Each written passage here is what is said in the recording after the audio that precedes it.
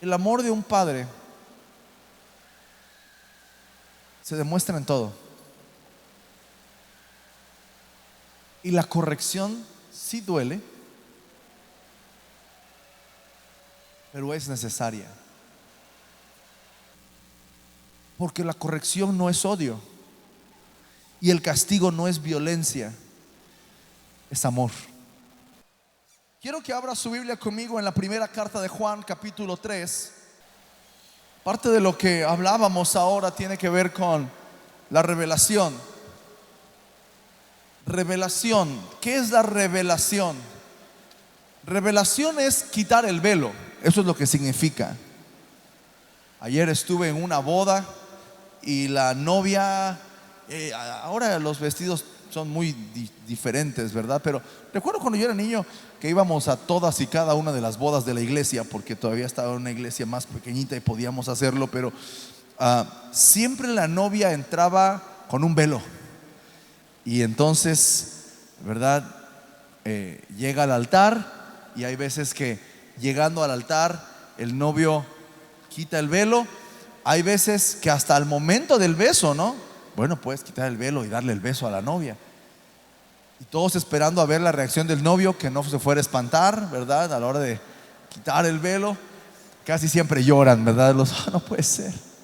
Entonces, revelación es eso, revelación es quitar el velo, es abrir la cortina.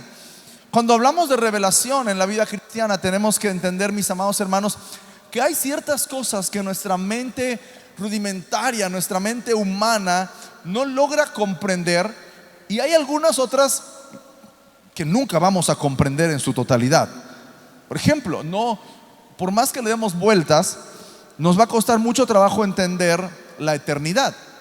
Lo he mencionado en repetidas ocasiones, porque nosotros podemos pensar hacia adelante, pero no podemos pensar hacia atrás, en el tiempo hacia atrás. Podemos pensar en un tiempo que no termine y tal vez nos cueste un poquito de trabajo imaginarlo, pero lo medio logremos. Pero hacia atrás no podemos comprender que Dios no tuvo inicio y no va a tener final, siempre ha existido. Otro concepto de Dios que nos cuesta trabajo entender en la humanidad es el asunto de la Trinidad, porque son tres personas, pero solamente es una persona. Y entonces está el Padre, está el Hijo, está el Espíritu Santo, pero los tres son uno. Y entonces había un hermano que decía: es que yo no sé si el Padre está enojado conmigo, porque cuando yo oro al Espíritu Santo. No, el Padre no va a estar enojado contigo porque es la misma persona, pero en nuestra mente no logramos comprenderlo en su totalidad. De ahí en adelante hay ciertos conceptos en la Escritura que parecen muy sencillos, pero tienen una profundidad tremenda, como es la declaración que hemos hecho esta mañana: somos hijos de Dios. Esa declaración, mi amado hermano, mire, yo podría orar que el Señor haga la obra, sentarme aquí con usted durante los próximos 40 minutos y tratar de masticar ese pensamiento, y puede ser que algunos lo logren y puede ser que otros no, porque a pesar de que es una declaración muy sencilla, es una declaración muy profunda. ¿Por qué? Porque es Dios. Entonces, de repente, les decía yo apenas hace un par de semanas atrás, que nosotros estamos tan acostumbrados, o la religión moderna, el cristianismo moderno, ha tratado de bajar y humanizar tanto a Dios, que lo vemos como el amigo, como el compa, como el amigui, ¿verdad? Como el que va conmigo, como el papá cercano, alguien de carne y hueso. Pero hemos perdido de vista la imagen de Dios. Por eso hablamos 3-4 semanas acerca de volver al temor de Dios, de poder recordar que Él es Dios. Pero ahora tenemos que encontrar el balance, y para mí el balance perfecto entre la autoridad y el amor, el león y el cordero, la fuerza y el juicio, y el amor y la misericordia, están en la imagen de un padre. Es ahí. ¿Por qué? Porque si yo, mis amados hermanos, le dedico unas semanas a hablar acerca del Dios castigador, del Dios que María, por ejemplo, que era sacerdotisa y estaba ahí en medio del pueblo, y de repente un día habló mal en contra de Moisés, ¿y qué le pasó? Lepra, inmediatamente, en un segundo. Los 10 espías que influenciaron al pueblo para no tomar la tierra prometida, ¿qué pasó? En ese momento se murieron. Aquellos 2 que ofrecieron fuego falso en el altar, ¿qué pasó? Salió fuego del altar y los consumió. Si empezamos a generar una imagen de Dios de esta manera, va a haber temor en nuestro corazón, pero va a haber temor diagonal miedo. Y no el temor reverente, el temor santo que requiere el Dios de los dioses, el Señor de señores, el Rey de reyes. Si yo me vengo al otro extremo y les digo, no, Dios es tu amigo, el consolador, Él está para ahí, todo lo que pidas al Señor, al Padre en su nombre, Él te lo va a dar porque tú eres su consentido. Es más, es posible, tú peca, no te preocupes, vive como quieras, porque la gracia de Dios es tan grande que Él no te va a mandar al infierno, Él te va a recibir en el cielo como sea y como veas. Haz como quieras, desperdicia tu vida, no importa lo que hagas, tú tienes el cielo asegurado. Me puedo tirar al otro extremo y perderíamos el respeto por Dios. Perderíamos el respeto por Dios. Pero vuelvo entonces al balance, al centro. ¿Qué imagen, qué atributo de Dios está en el centro de una persona que ama de tal manera que da su propia vida por nosotros, y al mismo tiempo es el Dios que es fuego consumidor, es el Dios que visita la maldad, es el Dios que corrige? La única imagen que viene a mi mente es la imagen de un padre. El padre que da todo por su familia, el padre que se esfuerza por sus hijos, el padre que se desvive por la familia, pero también es el encargado de la justicia en la casa. Yo recuerdo cuando nosotros tuvimos a nuestro primer hijo, que yo le dije un día así como medio frustrado, porque pues no sabe, ¿verdad? Vamos aprendiendo. Entonces le dije, dale tú también. Va a pensar que solo yo soy el malo y que yo solo doy el que da las varas en la casa. Yo doy gracias a Dios por la sabiduría de mi esposa en ese momento, porque yo estaba frustrado. Y me dijo, no, tú eres la autoridad. Y el hecho de que yo corrija, el hecho de que yo ejerza un castigo o una disciplina sobre mis hijos, no quiere decir que no los ame con todo mi corazón. Ahora, eso, si hay jóvenes aquí, voy a abrir una herida en su corazón esta mañana, ¿ok? Eso de a mí me duele más que a ti no es cierto, ¿ok? Cuando el papá dice, es que a mí me duele más que a ti pegar. No, te va a doler bastante a ti también. Pero sí hay algo en el corazón del padre que provoca un dolor, algo que dice, no tendría por qué estar haciendo esto, pero tengo que hacerlo porque lo amo. El padre que corrige ama. Y es lo que vamos a ver un poquito hoy acerca de esto, porque estaba meditando acerca de Dios como un padre. Y hay un versículo que a mí me encanta. Yo amo ese versículo. Cuando Jesús está enseñando acerca de la provisión, está enseñando acerca de la bondad, está enseñando acerca de la oración, Él dice, ¿quién de ustedes, si su hijo les pide, ¿verdad?, un huevo, les da un alacrán? O si les pide un pescado, les da una serpiente? O si les pide pan, le da una piedra. Ninguno de nosotros. Y la declaración es esta: si ustedes, siendo malos, saben dar cosas buenas a sus hijos, cuanto más vuestro Padre Celestial. Y sabe que para mí es uno de los versículos que más me gusta a partir de que fui padre. ¿Por qué? Porque en mi humanidad, en mi pensamiento, y como siempre digo, tendrían que preguntarle a mis hijos, me considero un buen padre. Me considero un padre consentidor, un padre que ama, un padre que echa relajo, pero también un padre que aprieta, que anima, que exhorta, que disciplina. Me considero un buen padre en términos terrenales. Pero la declaración de Jesús dice, si ustedes, siendo malos, saben ser buenos padres, cuanto más su Padre que está en los cielos, que es perfecto. Entonces tú y yo tenemos, mi amado hermano, que tener una revelación esta mañana de la enorme bendición, de la tremenda bendición, ni siquiera encuentro las palabras para describir la grandeza de la bendición que tenemos de ser hijos de Dios. Así que lea conmigo el versículo 1, por favor. Mirad cuál amor nos ha dado el Padre para que seamos llamados hijos de Dios. Por esto el mundo no nos conoce, porque no le conoció a Él. Amén. Así que desde el principio el plan de Dios en Génesis fue tener una relación íntima con el hombre. El pecado nos separó de Él, ¿ok?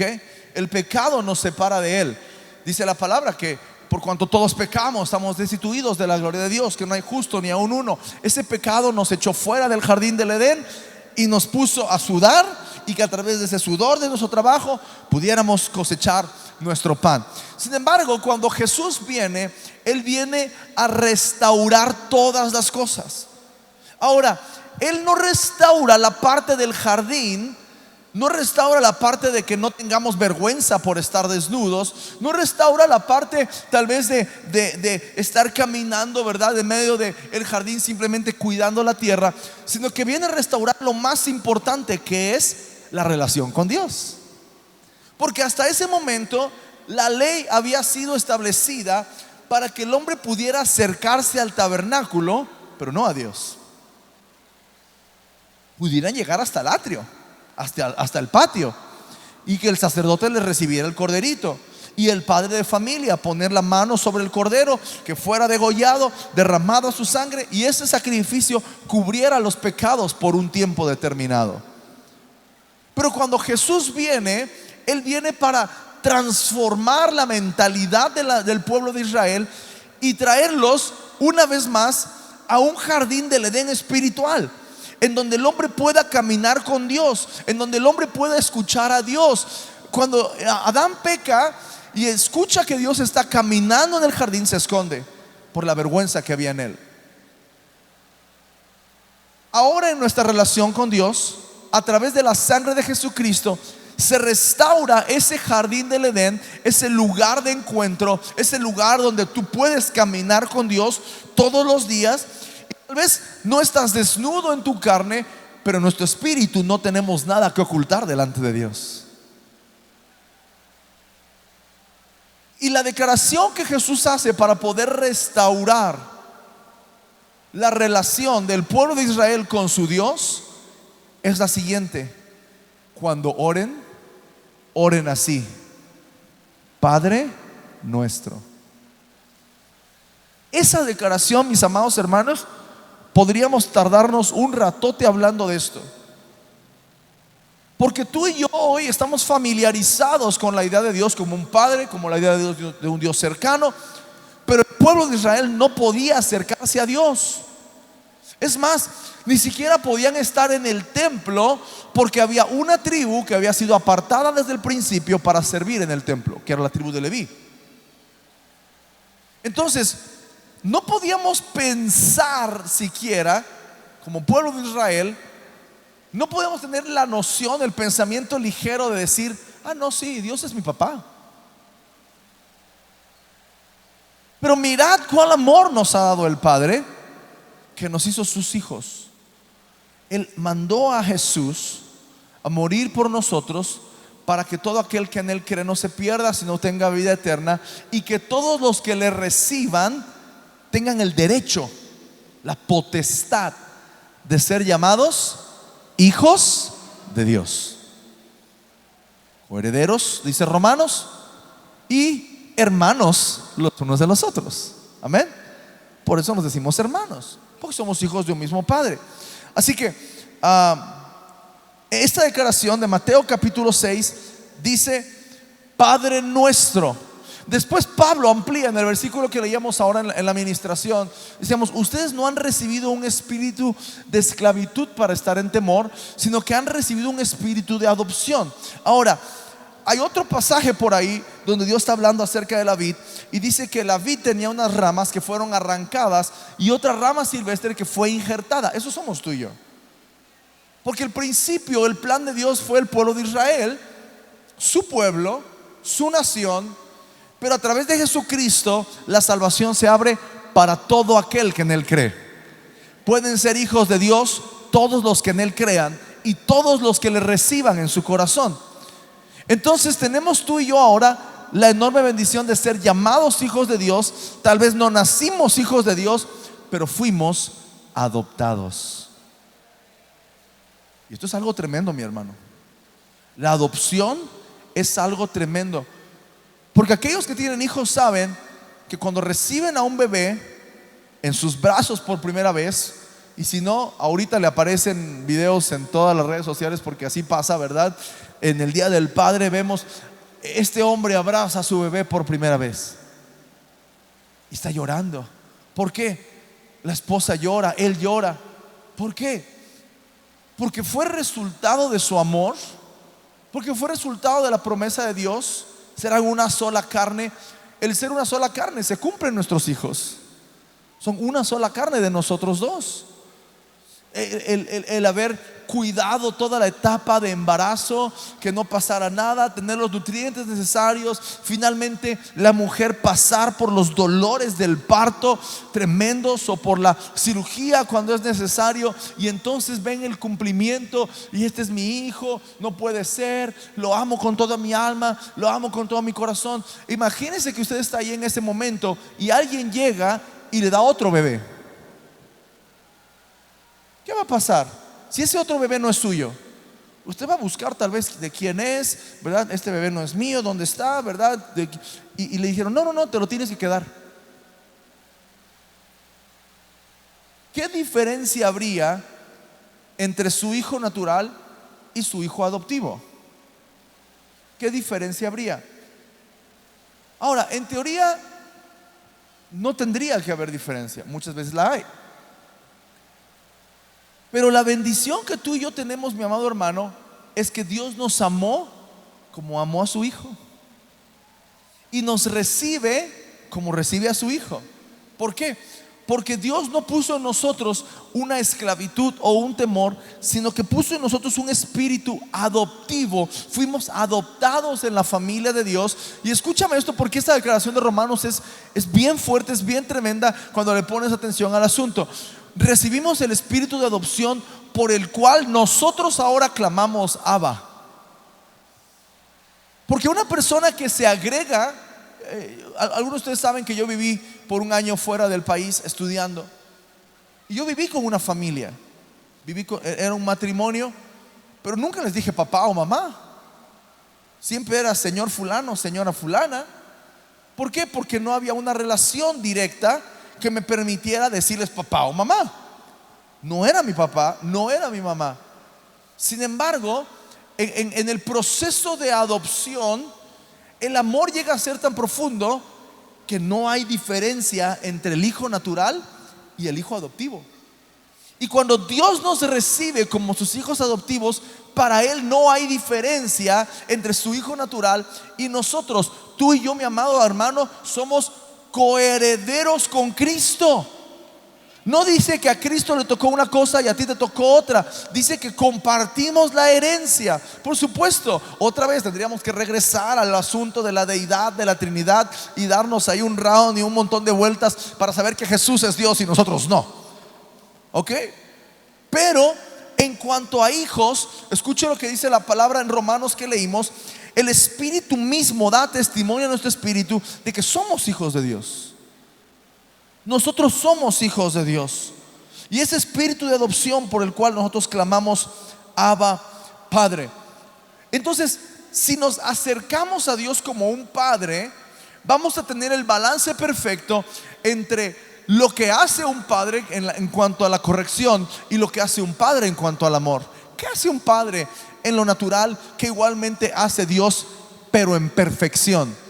Porque Dios no falla, Dios no abandona, Dios no traiciona, Dios no camina, no se aleja de tu casa, Dios no maltrata, Dios no dice cosas que te hieran en tu alma o en tu corazón, como muchos padres naturales. Hay una generación que está completamente herida porque no ha tenido un padre, no ha tenido un hombre presente, no ha tenido, o tal vez está viviendo en la misma casa, pero nunca los ha abrazado, nunca los ha besado, nunca les ha dicho que los ama. Y hay toda una generación que está herida por la falta de un padre.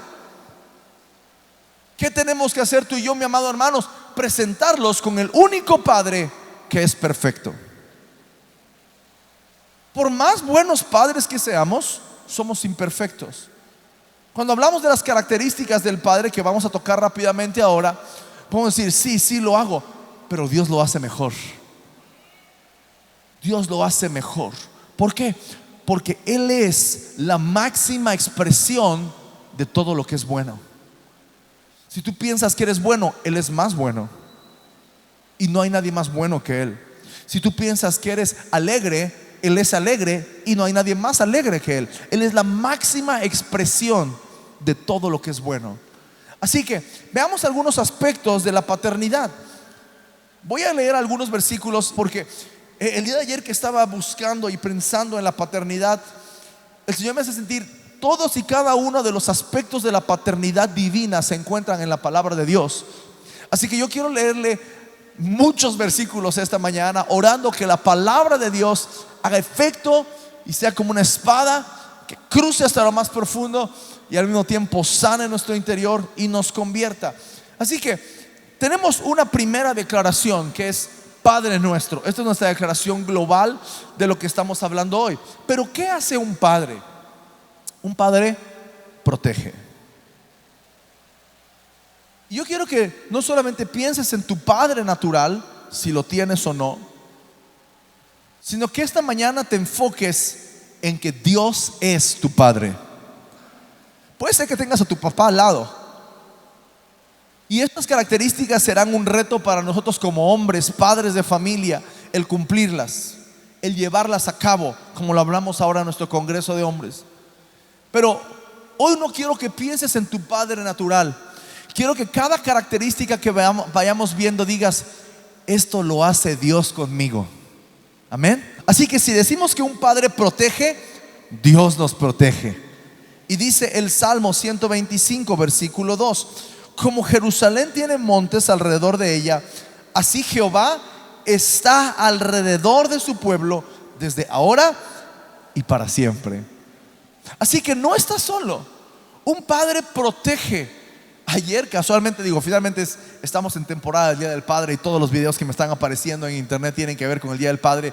Pero ayer vi un video de un papá que entra con su niña a la casa y él va cargando la mochila y de repente la niña se queda como a la mitad del camino y el papá sigue para abrir la puerta y de la nada sale como un perro, como un mapache, yo no sé qué, hacia la niña. El padre en cuestión de microsegundos voltea y le avienta la mochila de la niña al perro y lo empieza a corretear y ya se pelea y no se pelea con el animal. ¿Por qué? Porque un padre tiene un instinto de protección.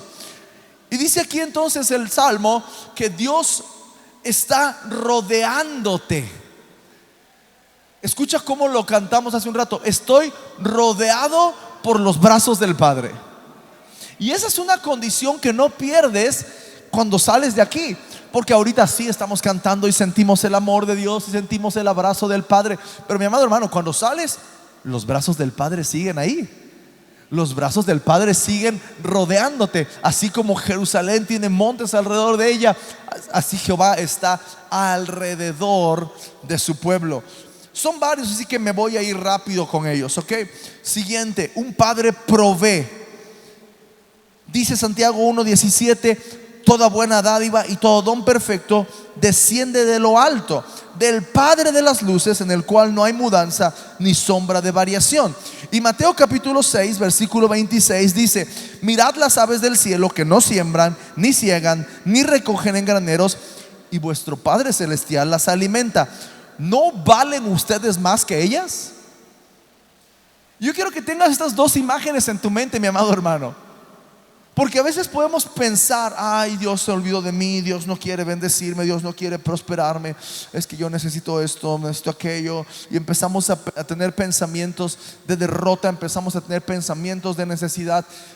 Pero por eso Jesús, yo me imagino a Jesús caminando en medio tal vez de algunos árboles y los pajaritos cantando arriba, pasando por encima, y de repente voltea a ver a sus discípulos y tal vez uno estaba viendo su mochila para adentro que ya no tenía pan, y el otro estaba diciendo: ya se me está acabando el agua, ojalá paremos en un Oxxo ahorita, ¿verdad? Y vayamos adelante. Y entonces ahí van todos los discípulos del Señor, y de repente el Señor Jesús los voltea y les dice: a ver, miren, vean las aves. ¿De dónde sacan su sustento? ¿Quién las cuida? Vean las aves y dígame: ¿sembraron? ¿Cosecharon? ¿Almacenaron su cosecha? No. Dice: su Padre que está en los cielos provee para ellas. Y entonces en este entendimiento decir: sí, es cierto. Es como las plantas, ¿no? Que decíamos el otro día. a la planta de la casa, ahí estás, la riegas, le pones el abono y le pones el sustrato y el humus de lombriz y este es de sombra y de sol, ¿verdad? Y de repente un día no le cae agua y se muere la planta. Y la que crece en la banqueta, esa nadie la riega, pero trata de arrancarla, está fuerte, ¿no? ¿Quién cuida esa hierba? Tu Padre que está en los cielos. ¿Quién cuida los árboles que están en el camino? Definitivamente no es el ayuntamiento, es el Padre que está en los cielos. Todas las plantas que están alrededor de nosotros tienen sus temporadas. Por un tiempo se secan y al otro tiempo vuelven a renacer. ¿Por qué? Porque Dios manda la lluvia a su tiempo. Y entonces la pregunta que el Señor Jesús está haciendo a ti, mi amado hermano, que te has sentido solo, a ti que te has sentido abandonado, a ti que has sentido que no prosperas, a ti que has sentido que lo que haces no tiene fruto, mi amado hermano, si Dios cuida de un pedazo de pasto en la banqueta, ¿no crees que va a cuidar de ti? Jesús dice: ¿no valen más ustedes que muchos pájaros? Claro que sí, claro que sí. El hombre es la corona de la creación, ¿no? Fue puesto para juzgar y ver y multiplicarse y juzgar la tierra. ¿Por qué? Porque vales más que un montón de pájaros, vales más que un montón de animales, vales más que un montón de plantas, vales más, mi amado hermano. Tú eres hijo de Dios. Si se te muere una planta, pero tu hijo está bien, no pasa nada, estás feliz. Si tu hijo está enfermo, pero tu planta está resplandeciente, olvidas la planta para cuidar a tu hijo. Tu hijo es más importante. Y la revelación que Dios quiere darnos, el mensaje que Dios quiere darnos, la palabra que Dios quiere darnos es: no olvides que tú eres mi hijo. No olvides que eres hijo de Dios. No olvides que Él es tu Padre. Número 4, un padre ama. Para mí no hay versículo, no hay palabra más clara del amor de Dios que Juan 3:16. Porque de tal manera amó Dios al mundo, que ha dado a su Hijo unigénito, para que todo aquel que en Él cree no se pierda, mas tenga vida eterna. ¿Por qué es este versículo la máxima expresión de amor de Dios en la Biblia? Porque, mi amado hermano, yo tengo 4 hijos y le puedo asegurar que no daría a ninguno de ellos por ninguno de ustedes. Y eso que los quiero también. Oro por ustedes, son la iglesia que el Señor me encomendó, lo que quieran, pero yo no doy mi hijo por ustedes. Ay, pastor, no, a ver, de un hijo suyo por mí, ¿verdad que no? Claro que no. Ninguno de nosotros en nuestros 5 sentidos daría a nuestro hijo por alguien. Todavía la palabra de Dios dice que alguno, por muy bueno que fuera, daría su vida por alguien extra bueno. No, es que necesito salvar a esta persona, es la mejor persona del mundo. Bueno, pues voy a dar a mi hijo por esta persona. Pero en esto se muestra el amor de Dios para con nosotros, en que siendo aún pecadores, Cristo haya muerto por nosotros.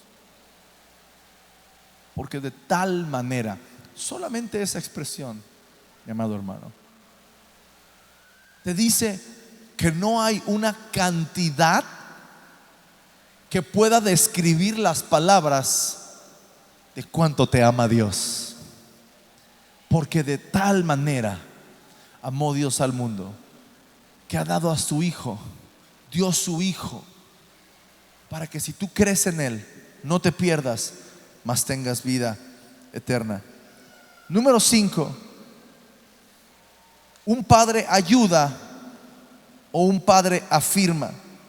Primera de Tesalonicenses 3:13 dice: para que sean afirmados vuestros corazones, irreprensibles en santidad delante de Dios nuestro Padre, en la venida de nuestro Señor Jesucristo con todos sus santos.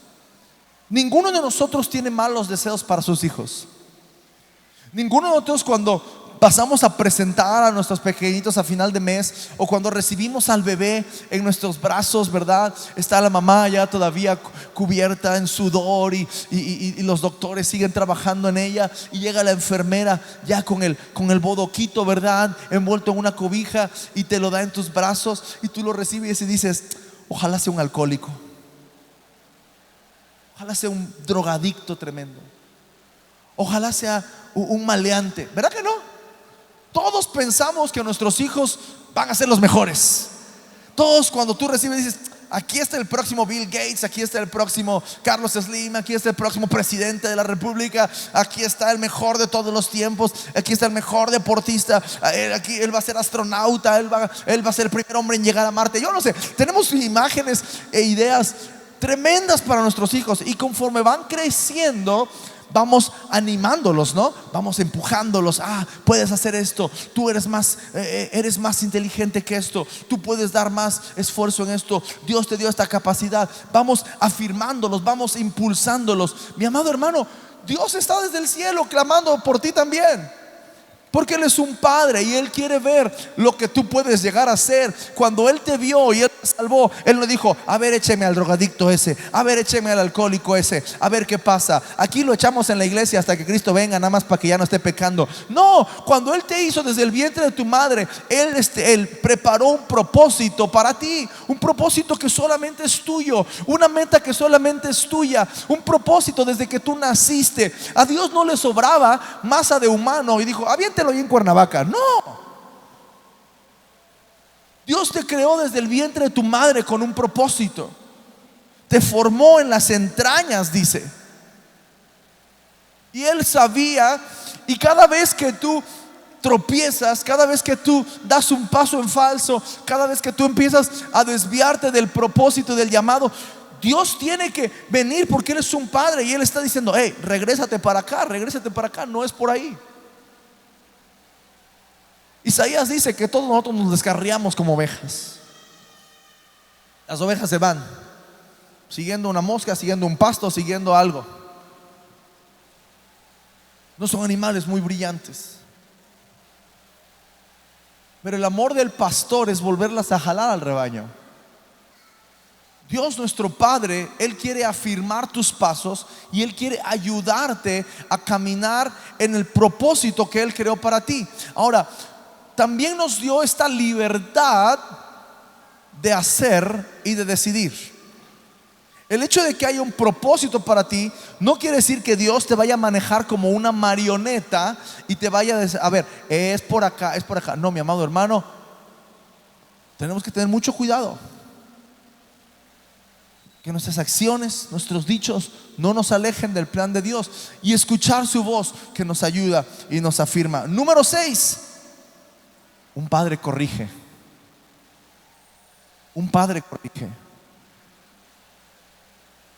Proverbios capítulo 3 versículo 12 dice: porque Jehová al que ama castiga, como el padre al hijo a quien quiere.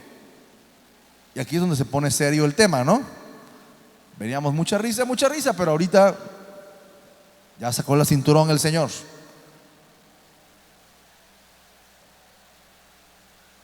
El amor de un padre se demuestra en todo. Y la corrección sí duele, pero es necesaria. Porque sin corrección gana la carne. Tenemos que entender que el hombre es pecador por naturaleza. La naturaleza del hombre es el pecado. Y si tú le das la oportunidad al hombre, el hombre va a pecar, porque es su naturaleza. Y desde niños, desde pequeños, lo vemos. Vemos niños que hacen una travesura y se esconden. ¿Por qué? Es lo mismo que hizo Adán. Y para cubrirse mienten. Y después viene rebeldía. Y si no hay una corrección, perdemos el control del desarrollo del niño. Pedagógicamente se dice que el niño tiene que saber quién manda antes de los 3 años. Después de eso, es una constante batalla, estire y afloje. Porque en el momento en el que tú dices, a ver, vas a obedecer porque aquí yo mando, en ese momento perdiste toda la autoridad. Tienes que empezar a desarrollar el sistema para que ellos puedan crecer sabiendo que tú eres la autoridad y que toda falta lleva a una corrección y que toda falta lleva a un castigo. Escuche otra vez el pasaje de Proverbios. Porque Jehová al que ama castiga. Por ahí en Hebreos dice que lo azota. O sea, no es algo leve. Y el pasaje de Hebreos capítulo 12 versículo 7 en adelante es un pasaje muy fuerte, pero escúchelo por favor. Si soportáis la disciplina, Dios os trata como a hijos. Escucha esa frase, mi hermano. Si soportáis la disciplina, Dios os trata como a hijos. ¿Por qué? ¿Qué hijo es aquel a quien el padre no disciplina? Pero si os deja sin disciplina, de la cual de todos han sido participantes, entonces sois bastardos y no hijos. Por otra parte, tuvimos a nuestros padres terrenales que nos disciplinaban y los venerábamos. ¿Por qué no obedeceremos mucho mejor al Padre de los Espíritus y viviremos? Este pasaje es muy, muy fuerte. Nos habla acerca de la importancia que tiene que Dios me discipline, que Dios me corrija.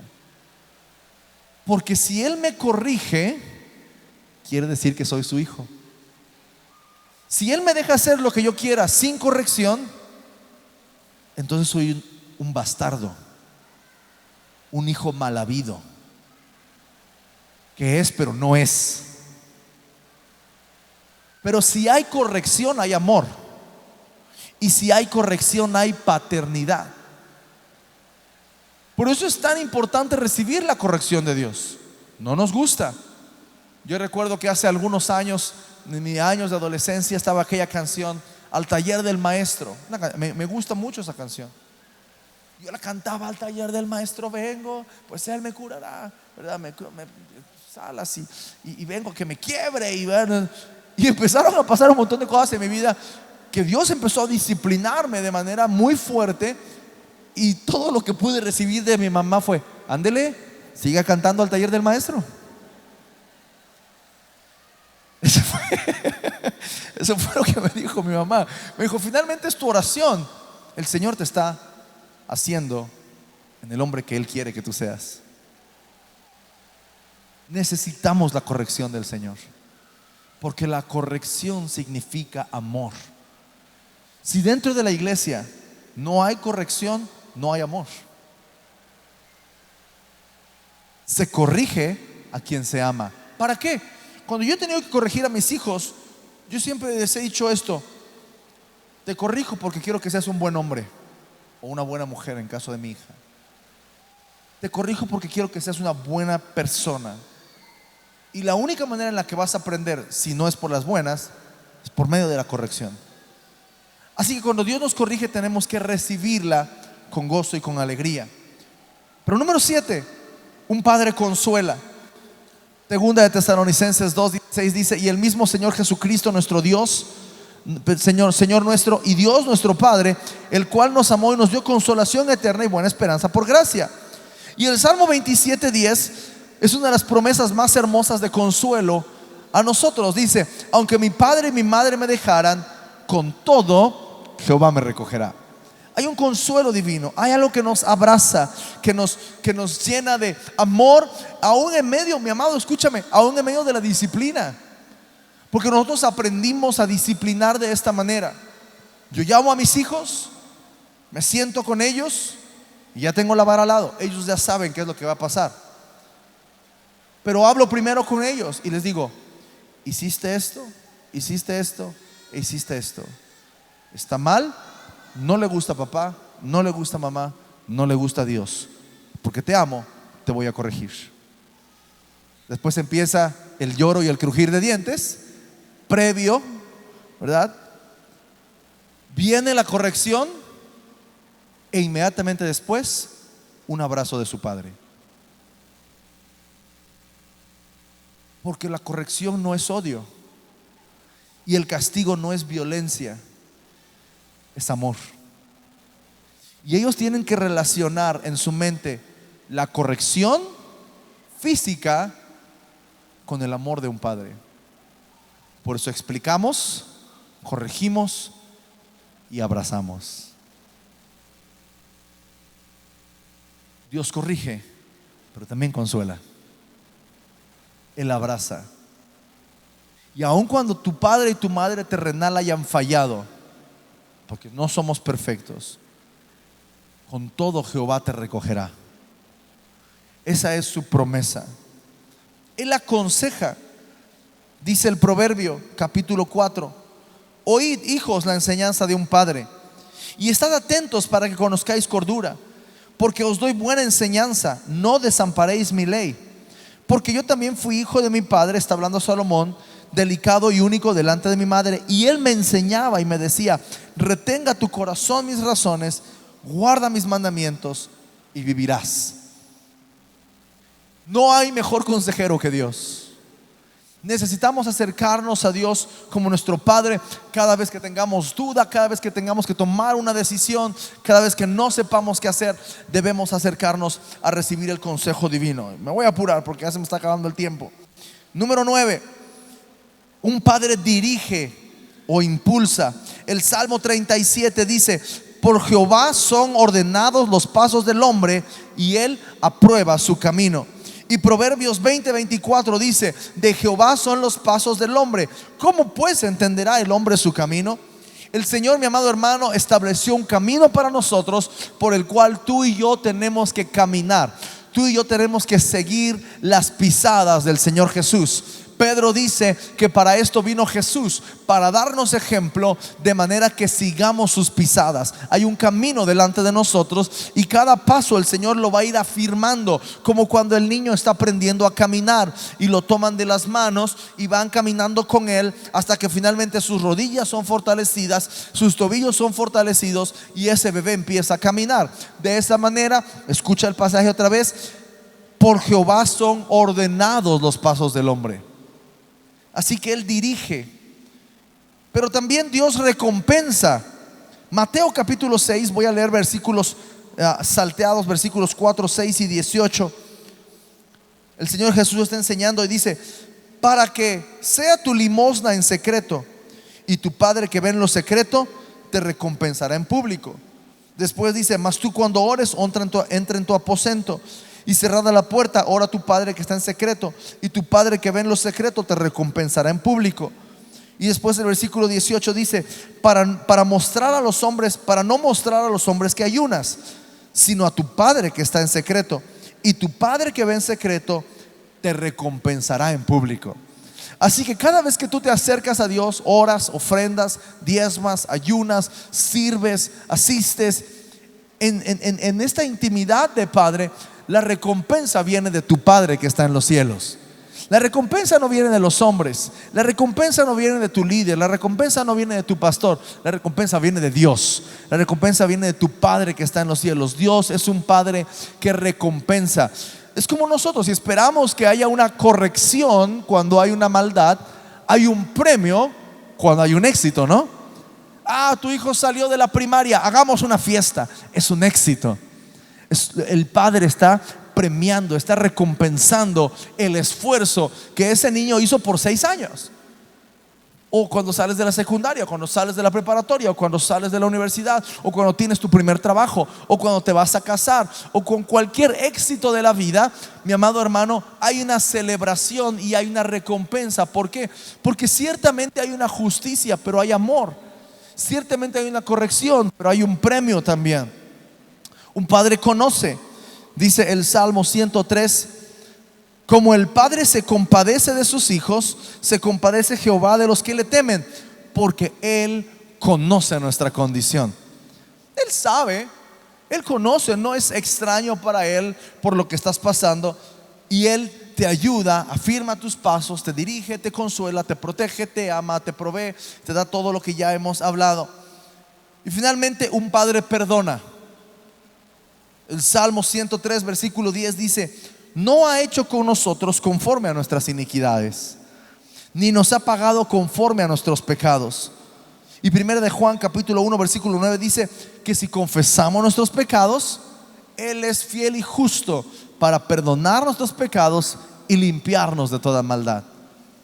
La mayor bendición que tenemos de ser hijos de Dios al convertirnos en hijos de Dios es el perdón de nuestros pecados. Porque no importa cuál haya sido, no importa cómo hayas pecado. Hermanos, ¿se ha puesto a pensar? Espero que no empiecen a sospechar de los de al lado, pero ¿se ha puesto a pensar en el pasado de los que tienen alrededor? Tal vez haya ladrones, ex ladrones,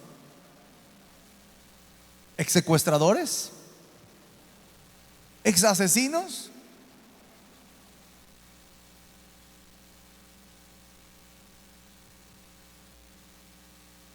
Pero ¿sabe qué? No importa. Porque cuando tú llegaste a Cristo, eso desapareció. Porque Dios no es el Dios que perdona los pecados pequeños. A ver, este es chismoso, sí, perdónenlo. Este mintió también. Uy, no, este mató a alguien, este no, sáquenlo para allá. No. La sangre de Jesucristo nos limpia de todo pecado. La sangre de Jesucristo nos limpia de todo pecado. Así que no importa el pecado que hayas caminado, cuando hay arrepentimiento hay salvación. Y cuando hay salvación hay vida nueva. Y cuando hay vida nueva, puedes decir que eres hijo de Dios. Empiezas a caminar en esa libertad. Y quisiera terminar con estos dos pensamientos. Efesios capítulo 3 versículo 14 dice: por esta causa doblo mis rodillas ante el Padre de nuestro Señor Jesucristo. Y es que hemos venido hablando acerca del temor y acerca de la adoración los últimos 2 meses. Y una de las razones, mi amado hermano, uno de los atributos de Dios que deben provocar en nosotros adoración es su paternidad. Pocas veces hablamos, nos referimos a la santidad de Dios, a la bondad de Dios, a la misericordia de Dios, a la gracia de Dios, pero muy pocas veces recordamos su paternidad. Y es lo que quisiera que hiciéramos esta mañana, que pudiéramos tomar unos minutos para decirle: Dios, gracias por haberme hecho tu hijo, gracias por tu amor, gracias por tu perdón, gracias por tu protección, gracias por tu provisión, gracias por tu corrección, porque eso quiere decir que soy tu hijo. Incline su rostro, por favor, y vamos a orar. Y empecemos a agradecer al Señor. Dios, gracias por hacerme tu hijo.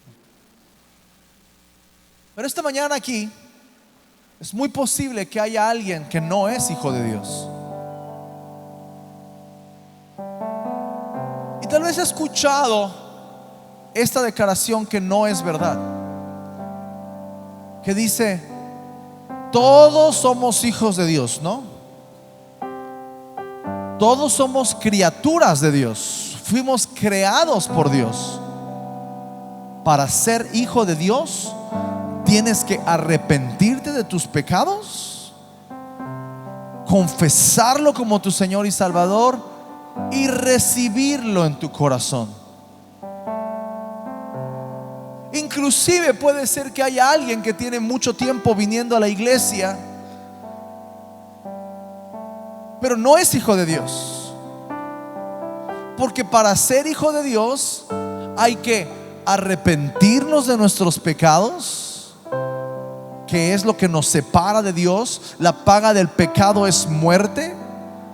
Arrepentirnos de nuestros pecados, confesarlo como nuestro Señor y recibirlo en nuestro corazón. mas a todos los que le recibieron y a los que creen en su nombre les dio potestad de ser hechos hijos de Dios. Así que yo quiero hacer una oración esta mañana. Y si hay alguien en este lugar que no tiene a Cristo en su corazón, que no está seguro de su salvación, que no sabe si al morir va a ir al cielo o al infierno, que no tiene la certeza y la seguridad de ser hijo de Dios, tú necesitas entregarle tu vida a Cristo. Y si ese es tu deseo, por favor, haz esta oración conmigo y entrégale tu corazón a Jesús. Arrepiéntete de tus pecados y confiésalo en tu vida. Digan conmigo: Señor Jesús, en esta mañana te doy gracias por tu amor. Gracias por haber dado tu vida por mí.